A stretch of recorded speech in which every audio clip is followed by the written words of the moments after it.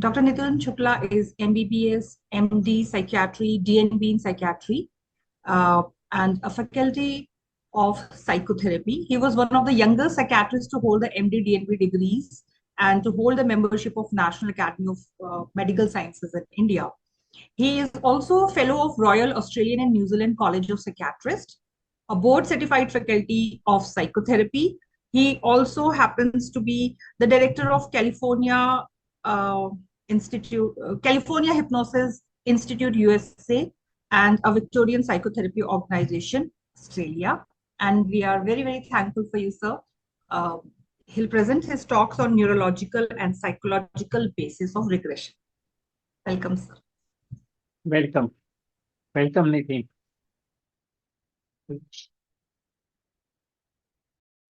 Yeah. Thank you for the kind welcome. You missed one part of a small part of my introduction, that I'm also like you, I'm also a student of Dr. Palan. I forgot to tell that we love each other. I'm Yes, in love with absolutely.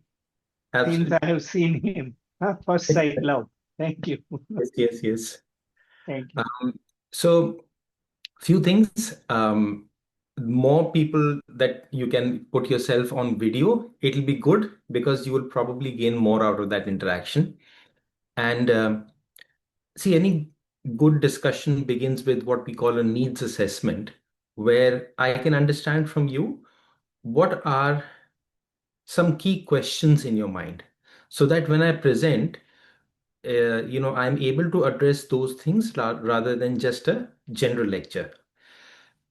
So what I would request is if you can start to put in the chat box um, about questions you have, as well as more and more people come. Um, if you can put your video on, that'd be great. Yeah, that's all to begin with. Nidhi, you can announce the topic again. Yes, sir. So the topic of sir's presentation today is neurological and psychological basis of regression. And we request all the participants to kindly put on their videos. Yes. Thank you so much.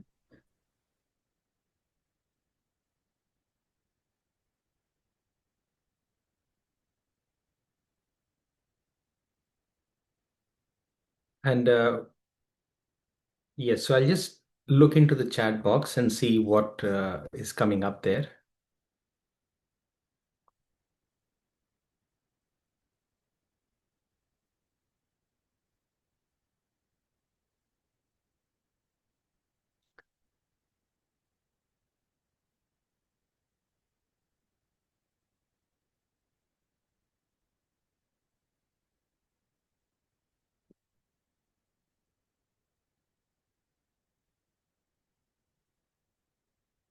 So what you are experiencing is called regression, where it's like you are back to your school, the teacher has asked a question, and you are waiting for somebody else to answer. So that's all that regression is. It's back in time.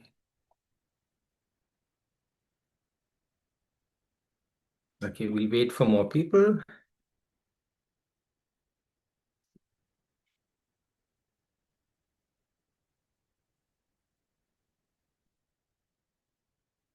Okay. What I will do is then I will go ahead with my presentation. And in between, if you have thoughts, questions, comments, please feel free to put it in the chat box. And Nidhi, could I request you, if I may be busy here. So if something comes in the chat box, please interrupt me. And, we'll answer the questions then. Okay, what happens as we search for hook and unable to find one? That is a very interesting question. Yep. So this question could mean several things. Tejveer, your questions itself show your amount of knowledge. So the hook, I would say that let me present, and I think then when I present the answer, others will be able to connect with the answer also. If I answer it right now, it might just become too abstract. Okay, so I will go to my presentation. Just bear with me for a minute.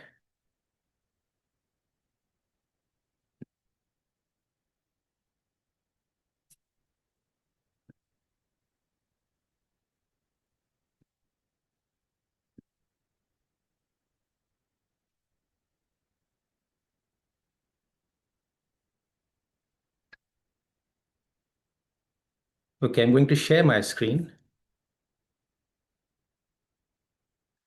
Can everybody see this? And I believe there are lots of doctors also in the audience, and all of you are health professionals.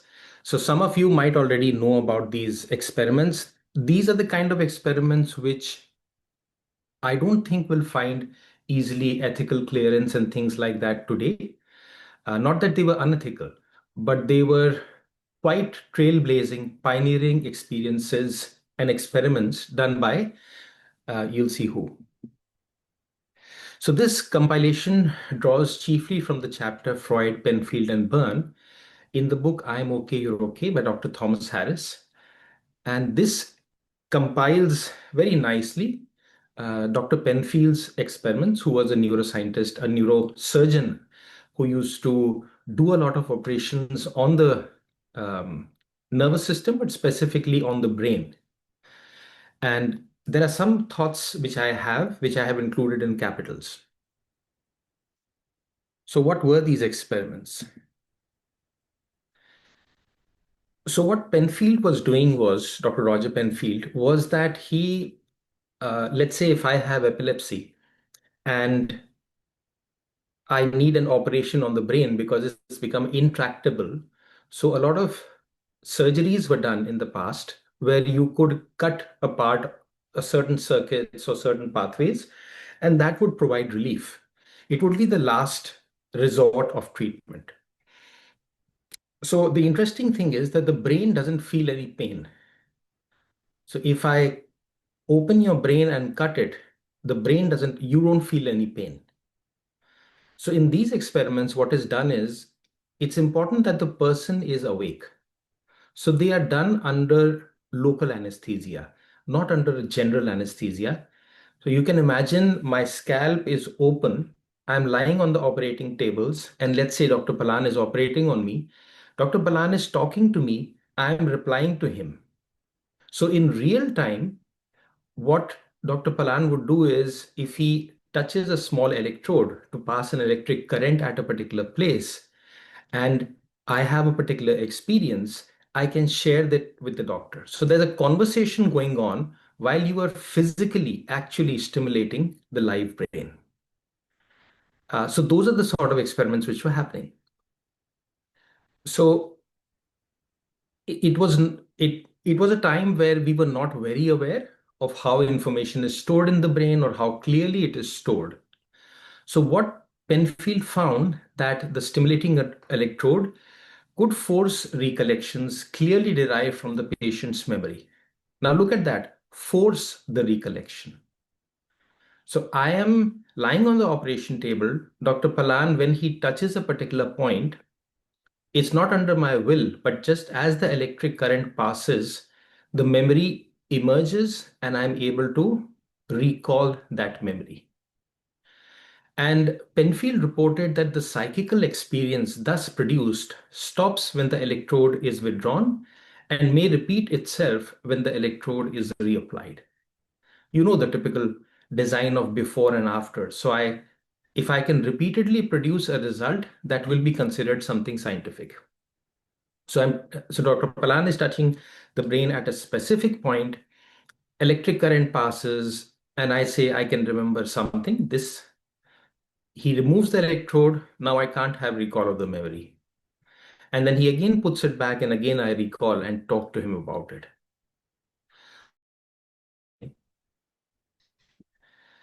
So first was the case of SB, stimulation, and these are different points where you stimulate.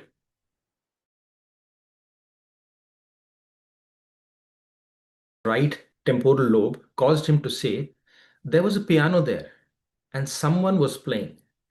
I could hear the song, you know. So this person, what were they doing? They were reliving. If you notice what the person is saying, there was a piano there and someone was playing. I could hear the song, you know. When the same point was stimulated again, and without warning, he says, someone speaking to another, and he mentioned a name, but I could not understand it. It was just like a dream.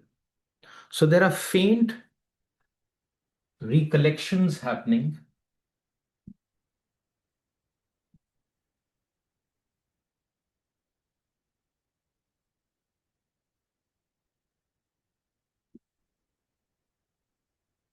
The point was stimulated a third time, also without warning. He then observed spontaneously, yes, oh Marie, that's the song, and someone is singing it. When the point was stimulated a fourth time, he heard the same song and explained that it was the theme song of a certain radio program.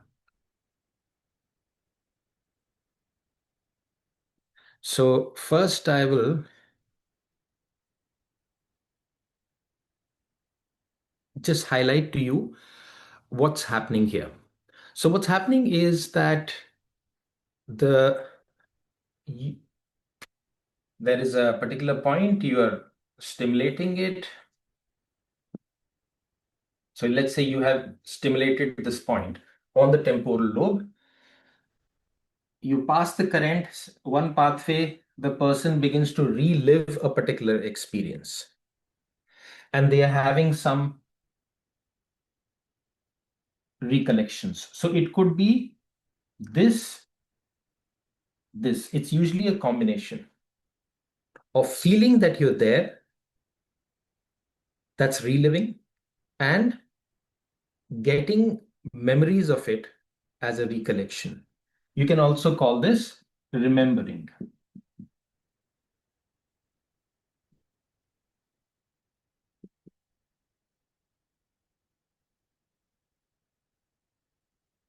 So pathways have been laid out, and if you stimulate at the point, you get a recollection.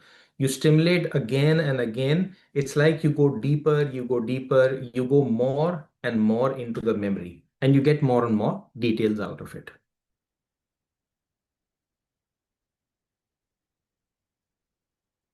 When in another case, that of DF, a point on the superior surface of the right temporal lobe was stimulated within the fissure of Sylvius, the patient heard a specific popular song being played as though by an orchestra. Now, look at that word, as though. Now, there are as if experiences, which are typically called dissociative experiences. At the same, so let's say I have a traumatic disorder. I have post-traumatic stress disorder. I was going in a car. I was feeling sleepy and I fell off asleep on the wheel. And from the opposite direction, a truck was coming. And the last memory I have is of bright lights coming towards me. And then there is a strong accident. Now, when I relive it, somebody shines a light or switches on a light, and as though I am back there again and I relive that scene. So each word has an importance of showing what kind of experience the person is having. Repeated stimulations reproduced the same music. While the electrode was kept in place, she hummed the tune, chorus, and verse, thus accompanying the music she heard. Now, day to day, this is what all of us have. When you voluntarily, by your choice, you think about, oh, that concert I was sitting and listening, or on that particular party I was with my friends, and this is the song which we were singing. The difference here is that it is happening through an external stimulation. And although it may seem a very simple difference, it is quite remarkable given that at that time we did not know how beautifully, all the memories are recorded.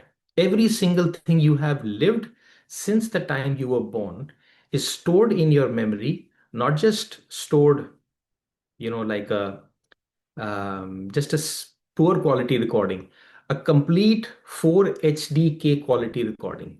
That's how it is stored, everything inside. And that's what this person was, Dr. Penfield was eliciting. One of Penfield's significant conclusion was that the electrode evoked a single recollection. So it was a particular event, finite in time, not a mixture of memories or a generalization. So it was not that it was an imaginary process which was moving from one topic to another to another. You stimulate a particular point, and the same specific single recollection is happening. Another one of his conclusions was that the response to the electrode was involuntary, which means that they were not doing it willfully, because when you remove it, even if they wanted to recollect it, it was not easy for them. But when you stimulate the point again, it would come on again.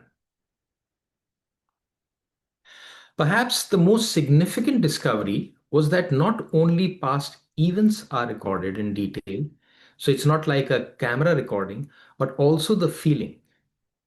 What that means is the experience is being recorded in all its various sensations that it has involved. All your five senses outside, and inside there are lots and lots of senses. An event and the feeling which was produced by the event are inextricably locked together. One cannot be evoked without the other. So it was not coming as a dissociated memory where I am only experiencing the event and not the emotion, but event and emotion were coming together, which means that you were reliving the whole experience. It was not just a simple memory. Penfield reported, the subject feels again the emotion which the situation originally produced in him, and he is aware of the same interpretations, true or false, which he himself gave to the experience in the first place. Thus, evoked recollection is not the exact photographic or phonographic reproduction of past scenes or events. So it's not a reproduction of the event happening outside, but it was the experience happening inside. So it is the reproduction of what the patient saw and heard and felt and understood. So it was probably apperception and not perception. I'll share a few things here. So we know that perception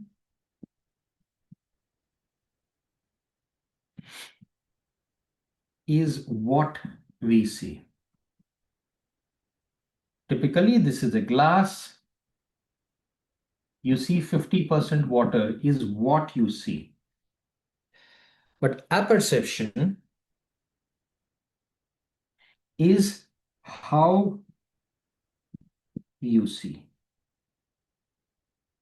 So you see it as half empty or half full. So the difference between perception and apperception is perception is the same for everybody. That's what's happening outside. But apperception is how I experience it.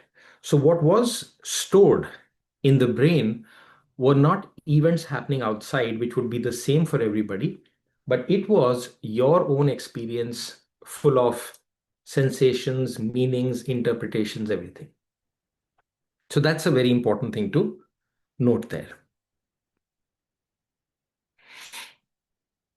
And that's why I put in capital that possibly it's apperception that he's talking about. And today I can say it's not possibly, it is definitely apperception. In either case, the evoked recollection can be more accurately described as a reliving than a recalling. In response to a stimulus, a person is momentarily displaced into the past. I am there. So you are reliving an older experience, an earlier experience. This reality, and I'm putting this reality in inverted commas, may last only a fraction of a second, or it may last many days. So once I have evoked and sent current down that pathway, the more emotional it is, the longer it remains available to people. Following the experience, a person may then consciously remember he was there. So the sequence is very interesting. Reliving, it's spontaneous, it's involuntary. And then remembering, which is conscious, voluntary thinking about the past events thus relived. Much of what we are reliving, we cannot remember. Now, that is a very, very important statement and understanding. So maybe at this stage, I will take sort of a pause and ask, what have you understood from this? Simple or complex interpretations that you might have got from these experiments that I've spoken about. What comes to your mind? And I would also welcome questions from the audience, and put any question there. If you feel regression is totally non-evidence based, it is non-scientific, please put that question. If you feel that there's nothing like regression, feel free to put that. But we need to, it's helpful to find out what you're thinking right now. So, if Yep. I may ask a question, we have one, let me just see what's in the chat box. There are some questions about PLR and memory engrams. And Yep. in PLR, the client is reliving experience memory, or they forget about most of it all the time. Mhm. Memory engrams are important to new learnings. Does the client have a choice to not reveal his memory? These are some of the questions. The client definitely has a choice to not reveal his memory. I could just be recalling something, and it is very, very helpful if, let's say, Dr. Palan is doing it on me, then he says, Nitin, the important thing is for you to remember it. You can choose to speak about it or not to share it. But the important thing is that you are aware of it. You have a good recollection. So the client has absolutely a choice. In terms of memory engrams are important for new learning. Well, the short answer is yes. Another question can be, how do memory engrams influence new learning? And that's, if you read about cognitive schema or core beliefs, those are like memory engrams. And they give us important belief systems, but then that impacts new learning significantly. And the question about the client is reliving the experience, uh, saying that in my experience, they forget most or all of it in some time. Um, so this is happening significantly. What I would suggest, if you do want them to remember it more and more, is to go into more and more and more and more detail, simply by open questions. What's happening now? What can you see? What can you hear? What are you feeling? So if you keep doing that gently, the person is uh, able to, in that state, recall more and more. And the more they recall, the more they can remember. The more emotional it is, the more they can remember. And sometimes it is not helpful for them to remember if it's a traumatic memory and enough. So it's coming with the earlier interpretations. And if we haven't done, if the person is unable to experience enough therapeutic work, then the unconscious would rather let it hide uh, many times. So it could be a protective response where it is still in a repress, suppress sort of a state. Does that answer your question, Shikha? And then there's a question, is this electrodic stimulation for reliving same as any other external stimuli that evokes these memories? Well, the I I can't compare electrodal stimulation with other external stimuli because electrode can be specifically applied to a particular location. And if you look at it electronically, let's say you do my EEG and you do just a 2-point EEG. It's just giving you an algebraic sum of everything happening here.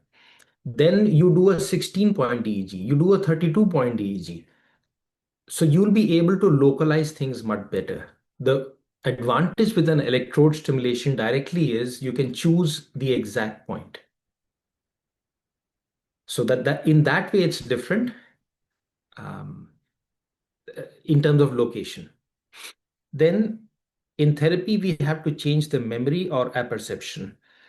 In therapy, we have to change the apperception. And we do that by working on the interpretations that the person has carried. So I am a 5-year-old and 6-year-old, and I can hear my father in a particular memory being very angry, his angry voice outside. The apperception I may develop is my father is angry at me, I do wrong things, or I create trouble. But then when the person relives the experience and you help them go through more and more and more detail, and then I realize, oh, he was angry because he was worried about me, where am I? And the moment that belief system changes, that it is not the moral of that event is not that I was wrong and I keep doing wrong things, but people are concerned about me. Or when people are concerned, they get angry. Now the apperception changes. Then there's a question, if memory is for a longer period, will it be disturbing the subject? So, see, Dr. Palan is doing the operation on me. The question is not how short or long the operation is. The question is how nicely Dr. Palan manages it. So, you can do amazing work by getting deeper, longer memories because so much of rich material is coming up, and you have all that now to work with multiple apperceptions. Then there's a question, in addition to neurological changes, experience bring change in the DNA? They absolutely do. Because what will happen is that the moment your apperception, remember, Penfield was just doing like a surgeon opening the stomach and just seeing what's inside. He was not doing therapy. When you do therapy, you go a step further. As you begin to change that apperception, the emotional valence, the emotional tone of it begins to change. And my favorite thing, which I speak about in many of my lectures, is they may experience T300 waves of insight. Now, all these are very therapeutic and they definitely affect the DNA. I'll come to the DNA part maybe a little bit later. Traumatic, and later she suffered fever for 2 days. Yes. So remember, you see all these Indiana Jones movies, and the more threatening the atmosphere looks and the more dangerous it is, the bigger the treasure. That's what happens in therapy also. The more difficult life challenges people have faced and trauma, the more you can.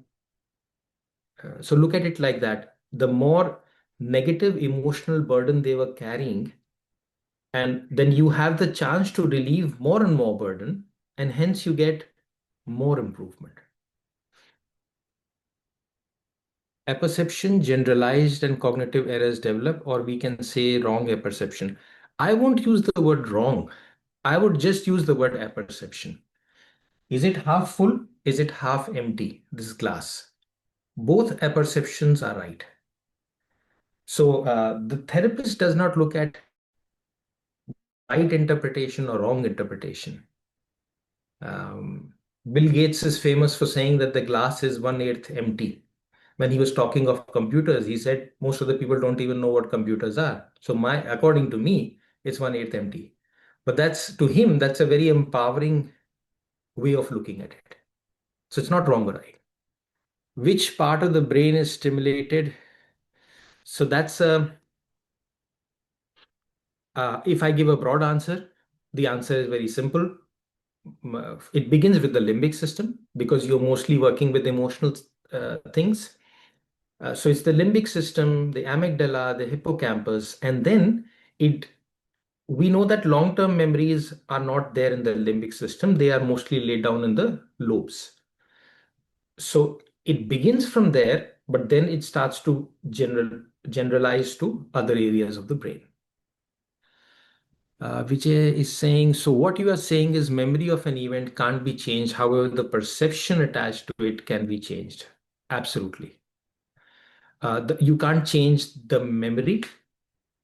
Uh, if I may say that the apperception is the memory. There is no perception which is stored. We cannot see anything just for how it is, for what it is. It's always a how. You look at a pen, it's supposed to be neutral. Even there, you will have likes and dislikes. I give you a glass of water, you will have a like and dislike and a preference for a particular kind of glass, a particular temperature of water. You go to see a movie, have friends coming and saying, oh, this movie was 15 minutes too long. So they prefer something. So here I would use the word that all of us only have a perception. I don't know what my life has been. I only know how it has been. I don't know what my father is. I only know how my father is, how my mother is, how are my teachers, how are my friends. That's all I know. And probably that's why everybody's reality is slightly different. Because you have the freedom to interpret, give it things inside. So if you're talking about memory as an event, then Penfield's experiments are telling us that it is not events which are being recorded. It is the experience which is being recorded.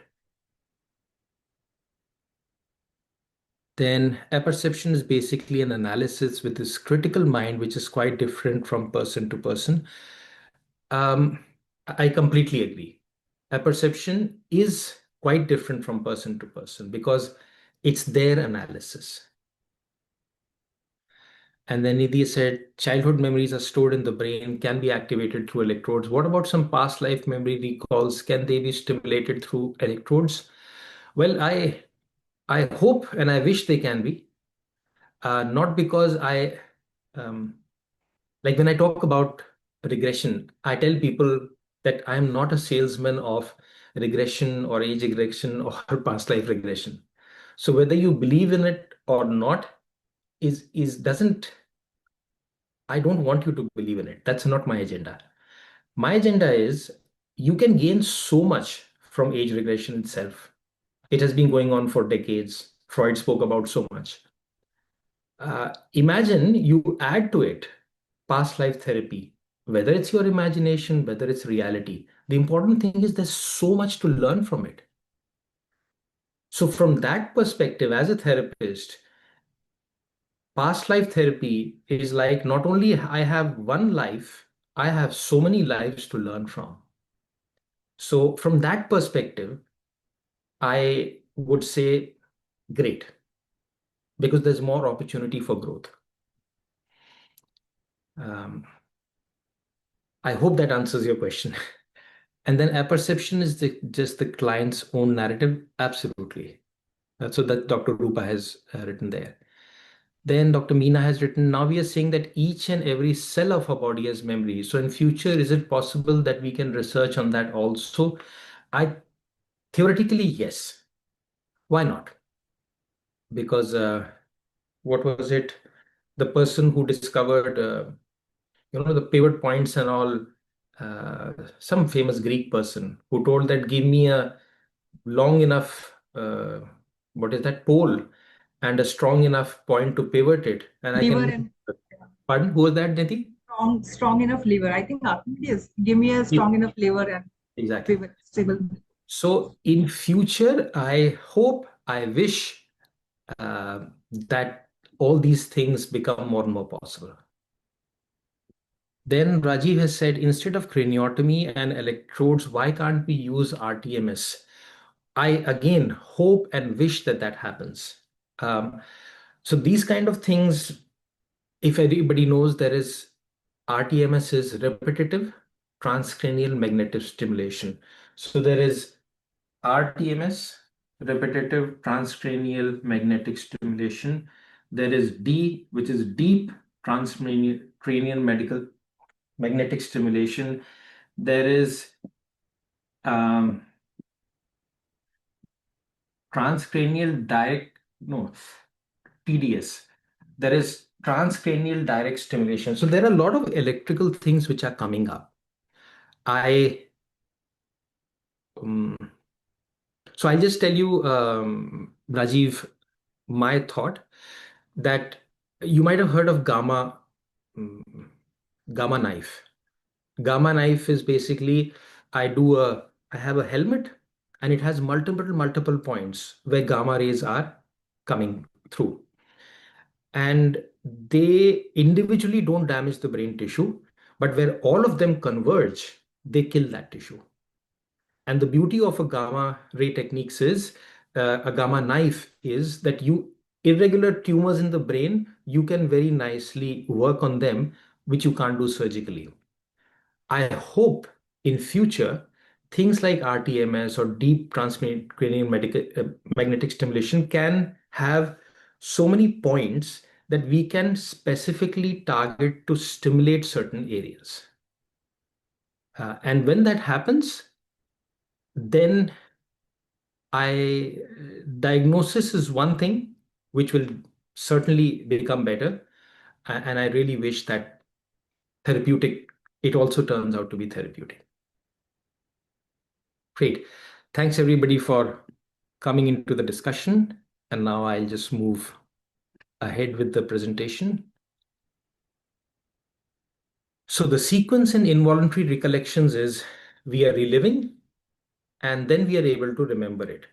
Now look at the last line. Much of what we relive, we cannot remember. Why do I like something? Why do I dislike something? We are all full of likes and dislikes. A particular thing can make us feel angry. Something else can make us feel happy. But we are not very sure of where is this coming from. With traumatic incidences, we understand them slightly better because we are able to put our finger on it. Oh, this is where it's coming from.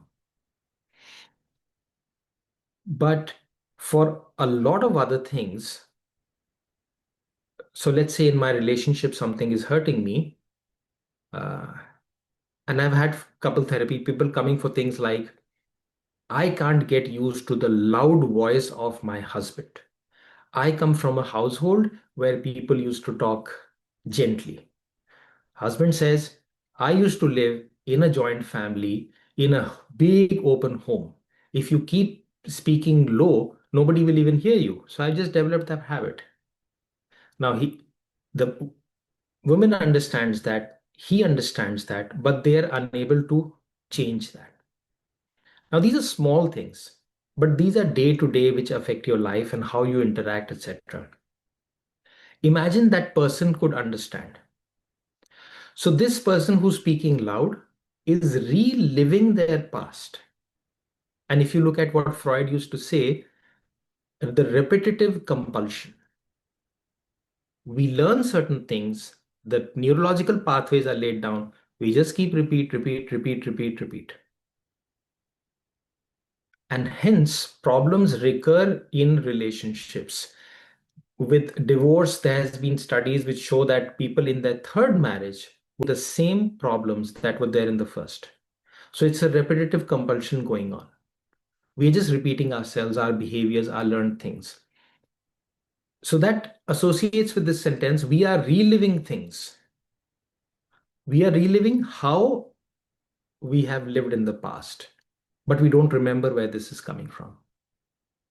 So what regression allows us to do is, it allows us to relive certain things, work on the apperceptions, and then we can remember them. Instead of only reliving, we first relive, which might be a difficult part of therapy. It's not enjoyable at all because it's not a nice, good event.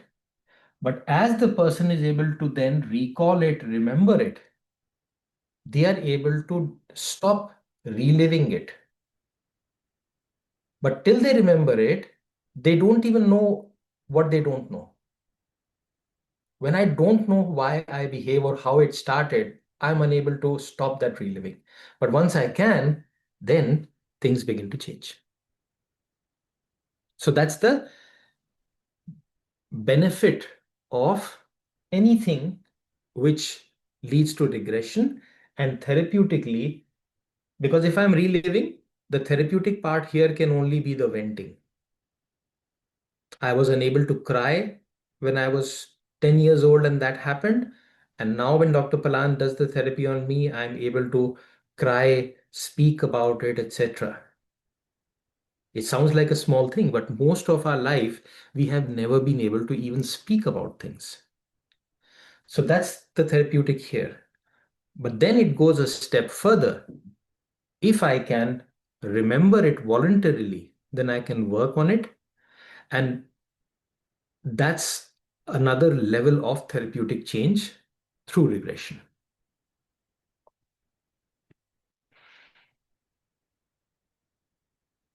So remember, we are living a life where we are reliving what we cannot remember.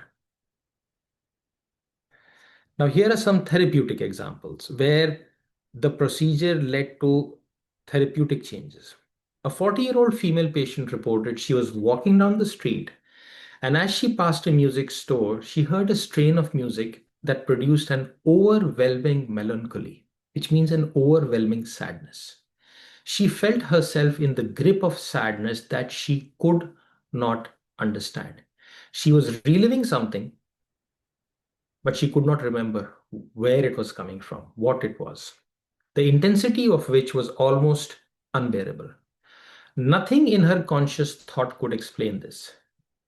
After she described the feeling to me, I asked her if there was anything in her early life that this song reminded her of.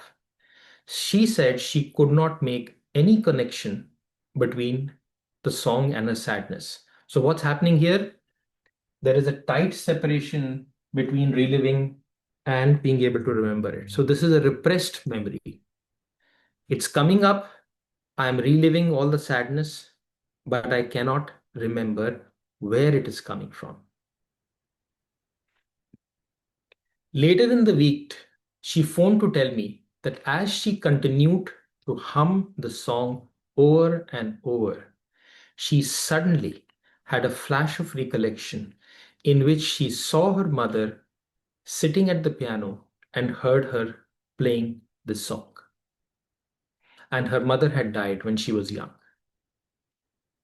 So, what had stayed with that very young child was the feeling, the apperception of having your mother there and sitting at the piano and singing the song.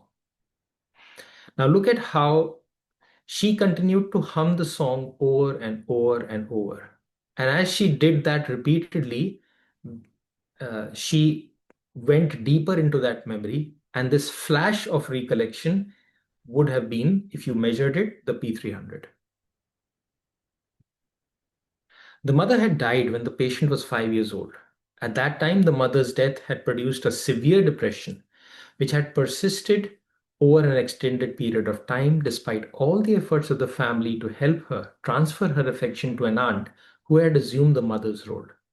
She had never recalled hearing the song or remembering her mother playing it until the day she walked by the music store. I asked her if the recall of this early memory had relieved her of the depression. She said it had changed the nature of her feelings. There was still a melancholy feeling in recalling the death of her mother, but it was not the initial overwhelming despair she felt at first. Because what she felt at first was the overwhelming despair of the 5-year-old for whom loss of mother was bigger than the whole universe getting destroyed for her. It would seem she was now consciously remembering a feeling, she was reliving of a feeling. So this is my, I would say, neurological understanding of one of the ways regression to traumatic memories helps is because it when it relieves us of the feeling, the venting happens, the steam which could not come out of the pressure cooker is able to come out. And as I'm able to remember it, my brain can begin processing it. If you have heard of EMDR for trauma, that's eye movement desensitization and reprocessing. In hypnotherapy, I can assure you, because I've learned EMDR and I practice that also, and the person who I learned it from was at one time the head of the um, yes, Australian Society of Hypnosis. And he now teaches EMDR. And I learned from him. I can assure you, desensitization and reprocessing is in regression when you do it as a therapy. So in the first instance, she was reliving it. In the second, she remembered how it was to feel that way. But in the first instance, the feeling was precisely the same feeling which she had recorded when her mother died. She was at that moment 5 years old. So let's ask ourselves a question. Do we keep spontaneously regressing? I think we do. Right now, I'm in Melbourne and my parents. And do you think I'm this age in front of my mother or my dad? No, I become a different person. I'm spontaneously regressing to certain ages. When my brother walks in to my home, that's the only time he and I will be talking and we'll be whistling. When we are not with each other, my brother lives 10 minutes away from me, we are not whistling anymore. But we used to do that together when we were in around grade 10. So we keep reliving without awareness. When we become aware, when we can recall it voluntarily, it has changed. And I put question marks because this is just a hypothesis that I have. Difficult to be very conclusive about anything for the brain. So good feelings are evoked in much the same way. We are all aware of how an odor, a sound, or a fleeting glimpse can produce an ineffable joy, sometimes so momentary it almost goes unnoticed. Unless we put our minds to it, we cannot remember where we had experienced the smell or sight before, but the feeling is real. It's like the feeling is what is being relived. All the other parts of the recording are hidden. The feeling and the meaning. So feeling or feeling good, and then suddenly feeling very confident or loss of confidence, etc. And what helps is when I can recall all the components. So this is one of the hypotheses of defense systems and repression that I have, which VAK, or I see, I hear, think, I feel, taste, smell. Combination of all these things is I have access to all these things. But if something is really, really difficult, what the brain does is, this is the experience, and the experience is made up of event and emotions.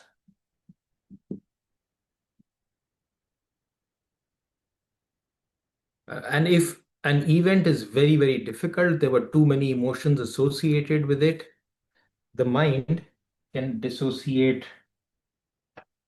I can go through events in my life without feeling emotion.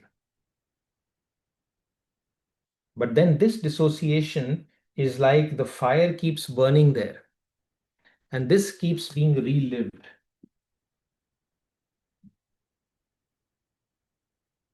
And I can't do anything about it, but because I can't remember.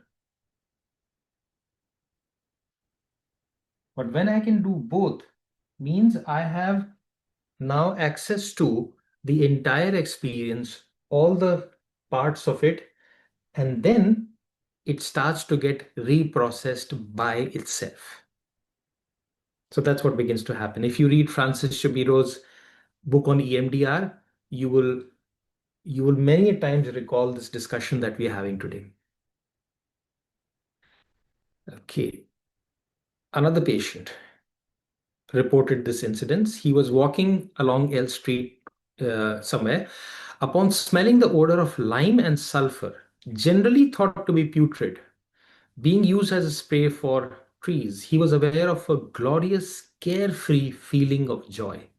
So it's an insecticide, not a great smell, but as he is walking and he gets that smell, he's just feeling a joyful and carefree feeling. Uncovering the original situation was easier since the feeling was a good one. And that's another thing. The negative situations are tightly hidden. It's not easy, it takes time. It may not happen in the first regression session. This was the kind of spray that had been used in the early spring in his father's apple orchard. And for the patient as a little boy, this smell was synchronous with coming of spring, the greening of trees, and all the joy experienced by a little boy emancipated to the outdoors after the long winter. As in the case of the first patient, the conscious remembering of feelings was slightly different from the burst of the original feeling that he experienced. He could not recapture the glorious, spontaneous transference into the past, and he did for that fleeting moment. It was as if now he had a feeling about his feeling rather than the feeling itself. So, not great for positive things, but the same scenario for a negative thing is a reinterpretation happening there. This illustrates another of Penfield's conclusions that the memory record continues intact even after the subject's ability to recall it disappears, which means that we have all that high quality recording from childhood till now, but our ability to recall it is limited. Recollections evoked from the temporal cortex retains the detailed character of the original experience. When it is thus introduced into the patient's consciousness, the experience seems to be in the present, as if you're reliving it right now. That's what means by experience seems to be in the present, possibly because it forces itself so irresistibly upon his attention. Only when it is over can he recognize it as a vivid memory of the past. But while it is happening, the person is there. The evoking of complicated memory sequences makes it seem plausible that each of the memories we can recall has a separate neuron pathway. That's Penfield's interpretation. And why not? We have billions of pathways and sort of trillions of combinations. Particularly significant to understanding of how the past influences the present is the observation that the temporal cortex is obviously utilized in the interpretation of the current experience. I'll go to illusion. So The summary is the brain functions as a high fidelity tape recorder. The feelings which are associated with past are also recorded and are inextricably locked to those experiences. So the entire apperception is recorded and it is relived again and again, unaltered, till it moved to the next stage where it can be relived and remembered. Person can exist in two states at the same time. The patient knew he was on the operating table talking with Penfield. He equally knew he was seeing something. He was at the same time in the experience and outside of it, observing of it. This phenomenon of dissociation allows the person to reinterpret. Is that what happens? Okay, then certain thoughts. These recorded experiences are available for replay today in as vivid a form as when they happened, and provide much of the data which determines the nature of today's interactions and transactions. These experiences not only can be recalled, but can also be relived. I not only remember how I felt, I feel the same way now. Now that's associated. Opposite to dissociated, the demonstration of the existence of cortical patterns that preserve the detail of current experience as though in a library of many volumes is one of the first steps towards the physiology of the mind. Remember, when Penfield was doing it, this was pioneering. This was way beyond what people were thinking. The nature of the pattern, the mechanism of its formation, the mechanism of its subsequent utilization, and the integrated processes that form the substratum of consciousness, these will one day be translated into physiological formulas, like some of your questions were asking. Now, these are the implications that I have put. Anywhere the past is influencing the present, anytime one is influencing the then and there as if it's the here and now, can we relive the recorded then and there so we may recall it, reinterpret it as per the here and now? So let's just ponder on that for a while.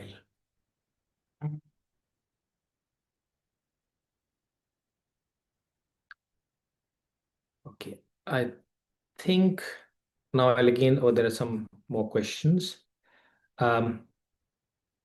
Should I take the questions, Dr. Palan, or?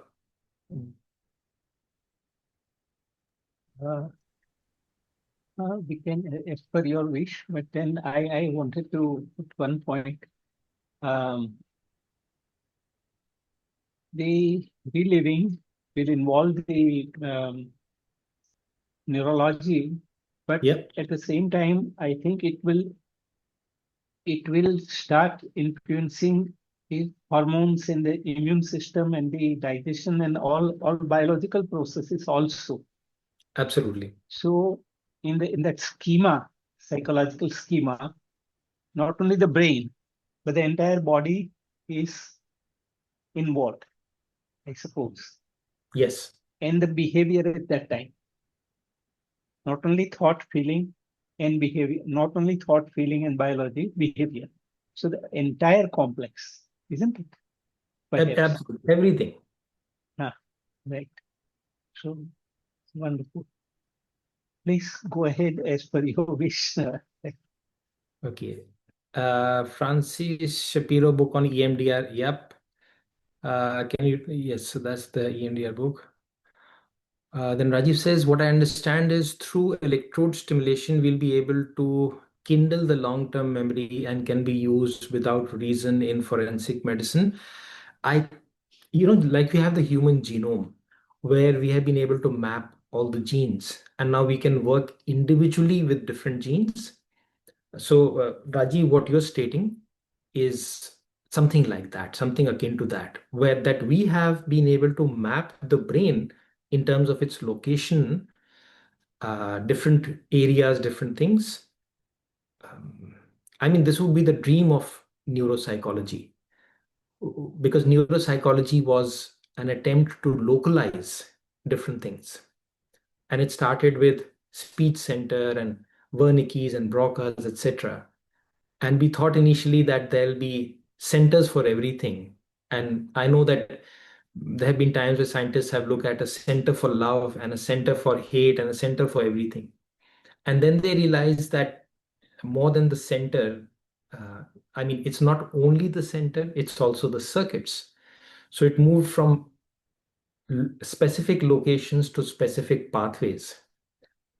I think if we go to that stage where we are able to look at the circuits, then maybe we stimulate at one point and then we are able to cause positive changes throughout the circuit, etc. So let's hope that happens sometime. Okay, let me see others. We cannot see board in case you're writing, please. Okay. Uh, so board is here. What I'll do is maybe I'll move out if you want to take a screenshot of this one, as well as I will take a photograph and send it to Dr. Palan.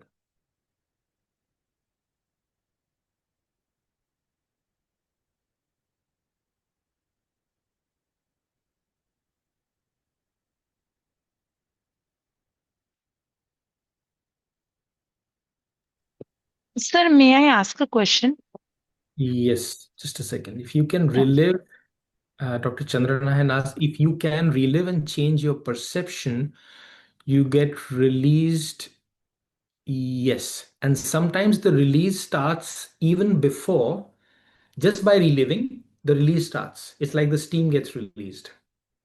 I would want you to metaphorically compare it with there's a beautiful sun hidden there. And as this, the black cloud behind which it is hiding, this starts to rain, the release begins to happen. The restructuring of cognitions, reframing, surprisingly, you won't even have to do it by yourself as a therapist. The client will come up with beautiful interpretations because their sun begins to shine, their ability to reflect, reinterpret. So when I do therapy, it exactly moves like this. I call it the first step as the reliving, relive, release, remember, reframe. It just seems to happen by itself. The more how can I say, ensure that the person is able to safely go into the process, the more they are able to do everything. And then Rajiv has asked, can't the response from within as anger, grief for no particular reason, an epigenetic response of the individual? Well, we can call it, it is, yes, it is an epigenetic response because anything beyond what we were born with, it has an epigenetic or environmental influence. The question is, how do we change that? Um, do we directly work with the genes, switch them on and off, which would be possible if we are manufacturing a new person? But an easier way with you and me would be to work at those apperceptions, and as that changes, like Dr. Pran was saying, from that everything flows. That is an epigenetic change which is happening. It will influence very strongly as an epigenetic influence. Emotions elicited instead of craniotomy and electro. Yeah, okay. I think I've answered all the questions. Yeah. Yes, somebody else was asking a question. Yeah, sir, Yes, I Madhu. was, yeah, sir, so I'm considering that there is an event which is repressed as a part of defense mechanism, and now we are reliving the emotion through the regression. So there is a possibility that as a defense, the event has been suppressed along with the emotions, and now when it is relived, there is a possibility that the system itself may pick up another defense mechanism by dissociating to the event or the emotion, and from repression it switches to something else. Then how will the work happen? How will the release happen? Well, it could be stages.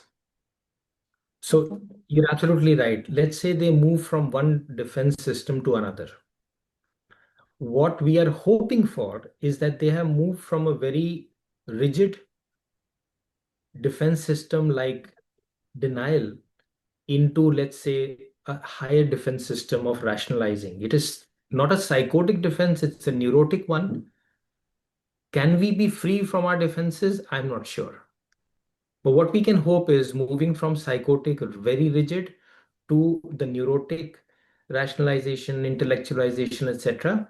And then hope that that moves to very high level ones like altruism, humor, etc. If I can laugh upon not the big traumas, but if I can laugh upon certain things, that would be the highest skill. Okay. So So repetitive sessions can help to change the degree of defense and then convert it into a real resolution. yes, Thank you, sir. sometimes it happens in one session, sometimes more is required. Like I say, the person sitting in front of me, the client is the boss, and the boss runs the company. I am the employee. How quickly they want? Are they Elon Musk? Are they Narayan Murthy? Boss Get is it. boss. Thank you, sir.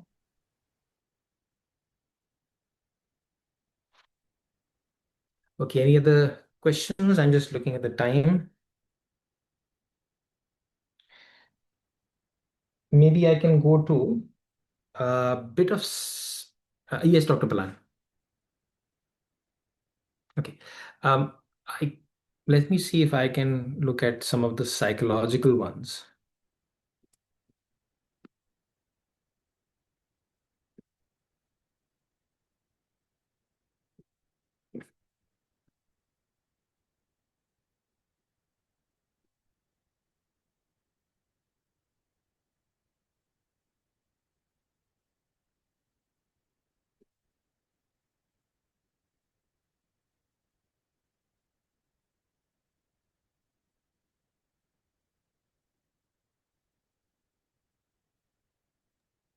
आपका ऐसा है नितिन कि I can never tell you कि नितिन बस stop. You keep on talking and I keep on listening. ऐसा है. Yeah, I think because it's not even a talk. I think with you and your student and group, it's more of a discussion which happens. So it doesn't even feel like I'm giving a lecture or sharing something special. It's just natural conversation which happens. So I'll try to see. I don't want to load you up with thoughts. So I'm trying to focus on.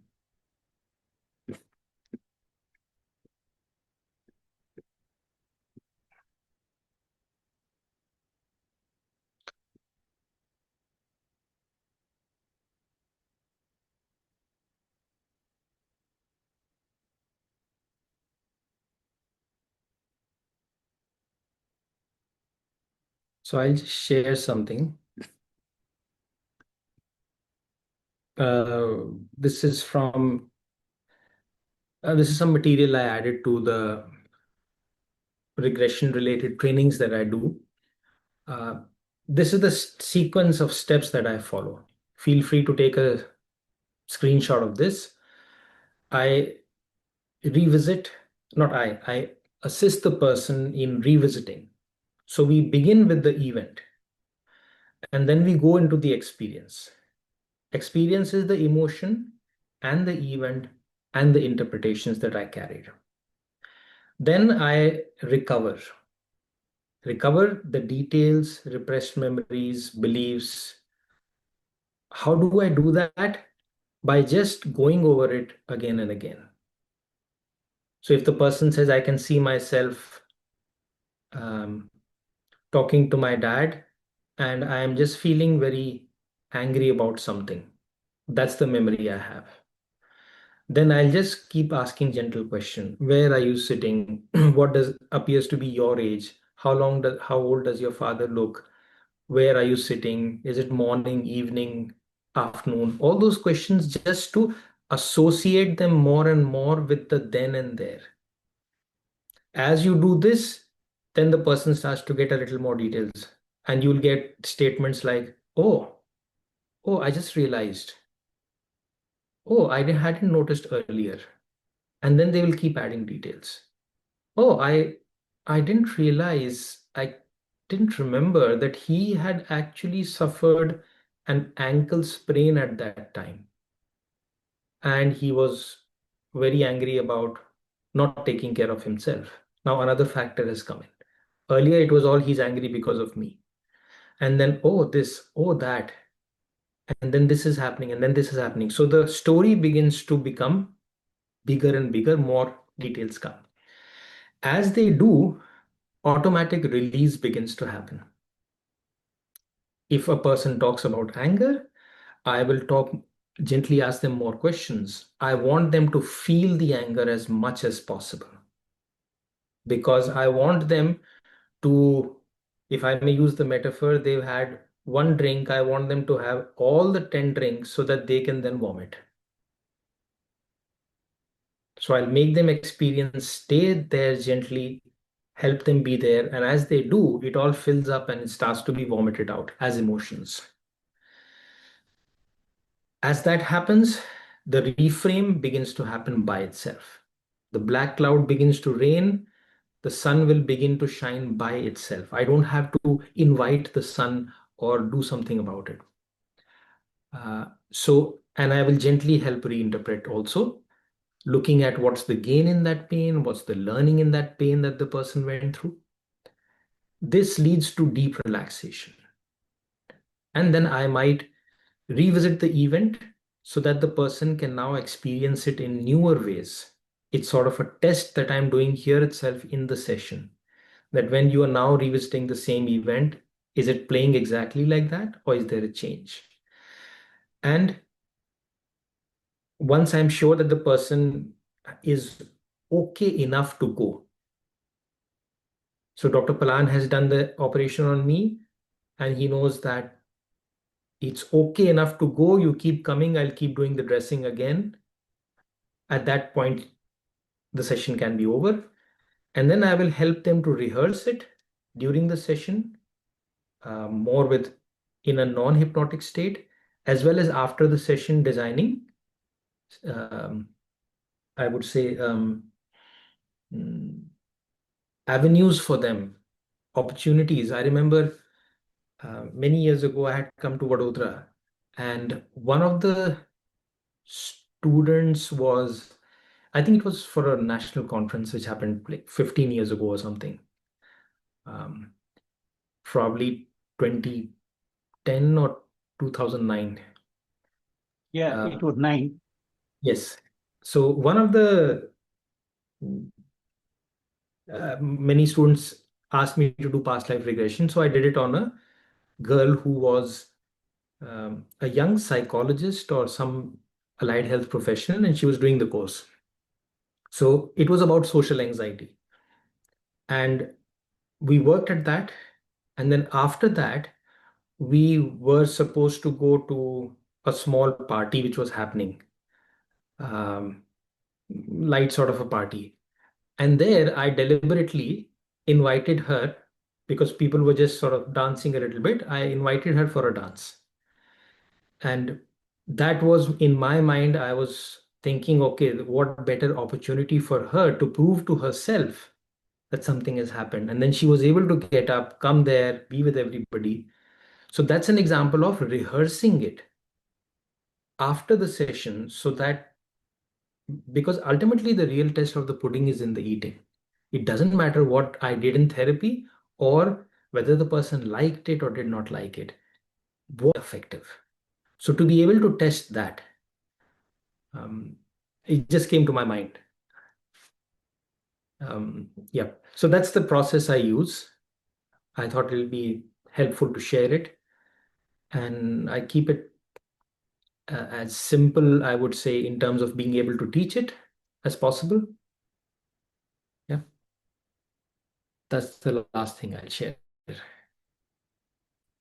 Okay, questions, comments, thoughts?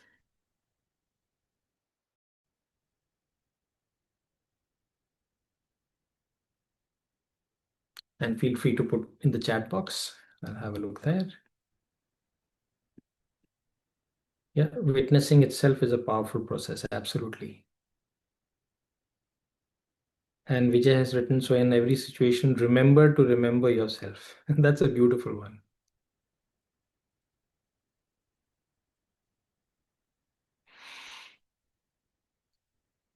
Wonderful. I love the style of your teaching. Once again, I'm telling you, every time I'm telling you this thing. So enjoy it thoroughly. Thank you, sir. Yeah. I think I've come to, yes, 6:30, so a bit before time. Yeah. So can I ask just one last question since there are no more other questions? Yeah.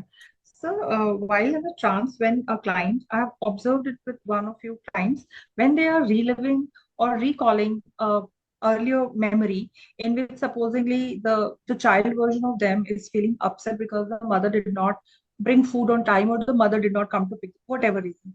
So even while reliving that experience, the level of rationalization for some clients is so high that their conscious mind starts to explain, okay, but mother might have stuck in traffic and younger me is just like, feeling sad about it. So instead of feeling the emotion of that younger version, they immediately start to rationalize it. So You have to play the devil's advocate there. You have to, what has happened is they have dissociated themselves. They become too adult mhm, and they can't really reassociate with the child. They can remember, but they can't relive. You have got to do both. So you mhm, start to ask questions like, how are you feeling as you're standing there all alone? What are you feeling? And the person says, I'm feeling a bit uncomfortable. Notice how that feeling of discomfort is. So whatever the person says, not biasing by giving them options, but just taking them slightly deeper. Okay, stay with that discomfort. Notice how it is for somebody of that age to experience that discomfort. So now you're associating. And when they relive it, actually, that's when they will vomit and they will shout and scream, etc. Maybe not in front of you, but they do. internally, yes, So people who are too associated, we dissociate them. People who are too dissociated, we associate them. And yes, the ideal way is to have both choices. I can associate and be a completely silly person when I'm with my friends. I can be 10 years old, 15 years old, 20 years old, and I can sit with my boss and smile in front of him even when I think that he's talking crap. So association, dissociation by choice yeah, is what yeah. we want people to be skilled at. Yes, sir. And sir, in the same in the same method, when sometimes we ask the adult version to come and comfort the younger version of the child, in few cases I have observed client go completely blank that my adult version is here, but I really don't know what to do with this child, and they're not able to connect. Yeah, because they become too serious, too big, too paternalized, Yeah. adult. So you have to guide them gently. Look into their eyes, go and Yes. talk to them, hold out your hand, let the child put their hand into yours. Very basic, simple things which a 5-year old, and the language should also become 5-year old. Small Mm, sentence, simple. yeah. So that Exactly. when you do that, you are indirectly showing that you're talking to that 5-year old also. Yes. The more complicated your sentences, the more quick you speak, you're talking adult. Yeah. Children need time, gentle approach, those sort of things. Yes. Thank you, sir. Thanks, Prasanta. Good to get, I would say, I should actually record all these things and say, oh, Prasanta attended my session and he said it was an excellent presentation. I'll boast about it. Who else? No, no, it is always pleasure to hear from you. The way you explain, so lucid. Even I think a 10 years old child will understand your presentations. Thanks. And that is the great part of it. I envy your presentation. Thank you. Good. That's a good envy. So it looks like both of us envy each other in a very good way. We'll never stop doing that. Great. And yeah, Dr. Prapanna is also here. Thank you. Thanks to everybody for attending and investing your time today in all this. Great discussion. Thank you so much, sir, for this wonderful presentation. And we all love to learn from you. And we are all very, very blessed to have such wonderful teachers, all because of Academy of Hypnosis and Palan sir's blessing. Thank you so much, sir. Thanks. All of you have a good night. Bye. Thank you. Thank Thank you you. very much.